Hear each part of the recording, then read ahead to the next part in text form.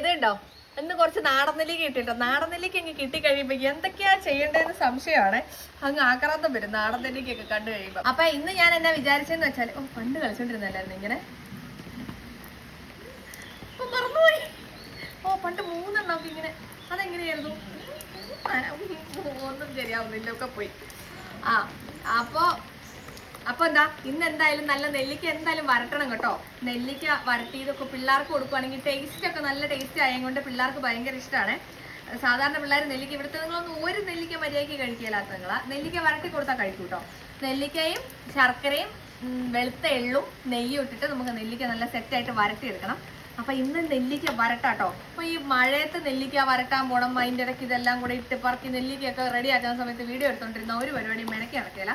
അതുകൊണ്ട് ഞാനിവിടെ വരട്ടി വെച്ചിരിക്കുന്ന നെല്ലിക്ക നിങ്ങളെ കാണിച്ചു തരാം. അപ്പൊ ദേ നമ്മുടെ നെല്ലിക്ക വരട്ടി ഇതാ ഇങ്ങനെ ഇരിക്കും കേട്ടോ. ഇത് നോക്കി, ഞാനിപ്പോൾ ഒരെണ്ണം പൊട്ടിച്ചതാണ് നമ്മുടേത്. കഴിഞ്ഞ ദിവസത്തെ ഉണ്ടായിരുന്നത് ഇത് കണ്ടോ, ഇങ്ങനെ ഇരിക്കും കേട്ടോ ഇതിന്റെ ടെക്സ്ചർ. ഇത് ഭയങ്കര ഇഷ്ടമാവും കേട്ടോ പിള്ളേർക്കൊക്കെ. എന്താ പറയാ, വേറെ നെല്ലിക്കയുടെ ഒരു ചൊവയോ അങ്ങനെ ചൊവ വ്യത്യാസമോ അങ്ങനെ ഒന്നും ഇല്ല കേട്ടോ. അതുകൊണ്ട് കുട്ടികൾക്കൊക്കെ നല്ല ഇഷ്ടമാവും. ഓരോ സ്പൂണൊക്കെ വെറുതെ ചപ്പാത്തിയിലൊക്കെ തേച്ചാണെങ്കിലും സ്കൂളിലൊക്കെ കൊടുത്തു വിടുവാണെങ്കിലും കഴിച്ചോളും കേട്ടോ.